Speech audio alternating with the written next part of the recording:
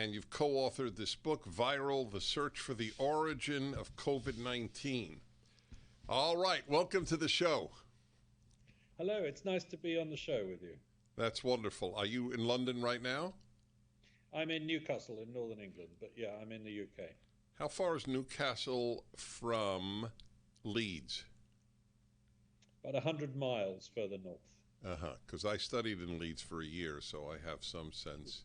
By the way, do they say any longer that's like bringing coal to Newcastle, or is that phrase dead? No, well, it's still alive as a metaphor, but there's not much coal being mined in this area anymore. Hold on, we're getting an echo here. Am I the only one hearing an echo? You're hearing one too? Okay, forgive me, sir. I will give it another try. And anyway, that's a very famous phrase, but I'll bet you young Americans never heard of it, coal to Newcastle. Anyway, coal is so polluting. Oh, they don't want to bring coal to Newcastle. So tell me, did anything in your excellent detective work surprise you? Or did you go in thinking that your conclusions would be what they are? No, we did not. I should say my co-author on this book, Alina Chan, is a brilliant young scientist at Harvard and MIT. She's an expert in genomics and molecular biology and that kind of thing. So she's a huge expert on this sort of stuff.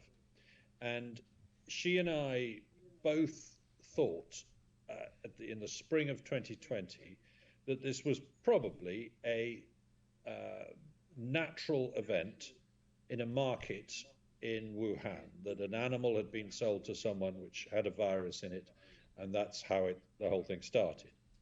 Because that's how SARS started. That's essentially how MERS started. That's how these coronavirus outbreaks usually begin. So we thought, it's important to explore all possibilities. But we got a bit disturbed by the way people were ruling out the other alternative, that it was a laboratory accident, as a conspiracy theory early on. They were doing so on the basis that not on any specific evidence, but because they just wanted to rule it out as a possibility. And so we began to look into this. We said the evidence actually is not very good. There doesn't seem to be any case of infected animals. We now know 2 years in that after 18 months of searching, they've not been able to find infected animals at all in China. 80,000 animals have been tested. None of them turned out to have this virus in them, except those who've since caught it from human beings during the pandemic. Whereas the evidence that this might have occurred as a result of an accident in a laboratory has become stronger and stronger. There's one lab in the world that focuses on SARS-like coronaviruses above all others, and publishes more data on them and collects more viruses, tens of thousands of viruses, and studies them and manipulates them and analyzes them. That lab is in a city called Wuhan. Amazing. So was there one Eureka moment, as we say? I don't know if it's international in the English-speaking world, but was there this moment when the two of you said, oh my God, it started in a lab? No, and we haven't concluded that for certain. We end the book with presenting the best case we can for it still being a natural origin, the best case we can for it being a laboratory origin, and then a call for an independent evaluation. But we both now lean towards the conclusion that it was a laboratory event. And I will mention one moment right towards the end of writing the book. In September this year, when we'd already finished the book and we were just revising the last few revisions, and then a document dropped, which was a grant application made in 2018 by the EcoHealth Alliance, which is a foundation in the US that funds research at the Wuhan Institute of Virology.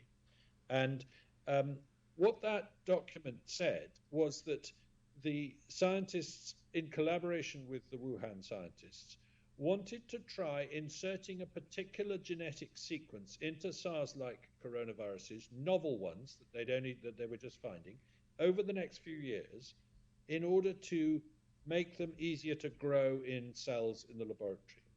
Now, that is the sequence, the exact feature that appears in the genome of this virus and in no other SARS-like coronavirus.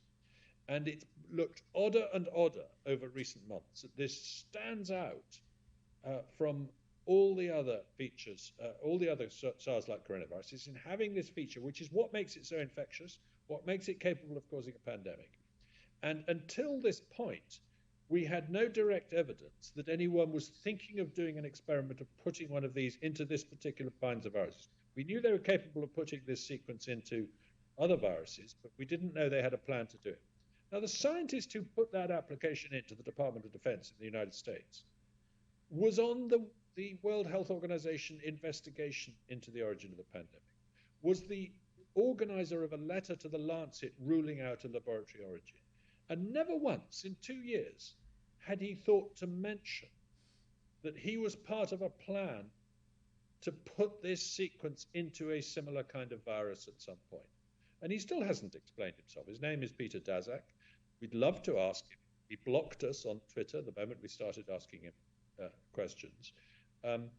It's a very odd situation, this, because we're not here to say it definitely came from a laboratory, but we are here to say there have been lots of laboratory leaks of viruses in the past. SARS leaked 6 times from labs.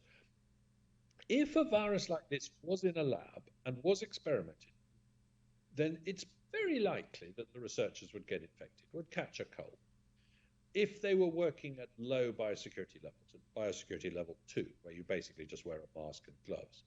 And they were. That's the level they were doing these experiments at. As I say, there's no other lab in the world that was doing as many experiments on SARS-like coronaviruses than Wuhan.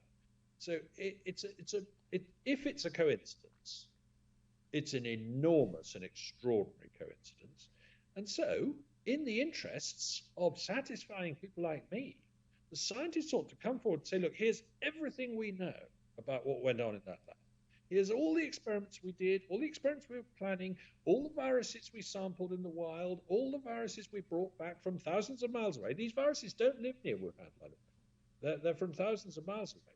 Here's all the evidence. And you can see that none of this involves anything like this virus, and therefore we're innocent. But the fact that we have to extract this information by leaks and freedom of information requests and open source analysts going into Chinese websites and looking for obscure theses and other documents just leaves us saying, well, are you trying to hide something? Yeah, one would think so. I want to go back to something you mentioned, and I just didn't want to interrupt you, that there was, in the beginning, there was suppression of anyone or any tweet that would suggest that it was developed in a lab, the virus. Who was doing that? Who in the media, or if not media, who in politics? Who was doing the suppressing? It's a very good question. And you're right that for up until May of this year, any discussion in the media of a lab leak was called a conspiracy theory by mainstream media, newspapers, New York Times, other ones like that. They would simply label it. This is a conspiracy, along with, the idea that the 5G phone signal is causing the pandemic. That sort of mad conspiracy theory. All right, hold it there if you would. Forgive me, but I want to promote your book, if that's okay with you. Viral, yeah. The Search for the Origin of COVID-19.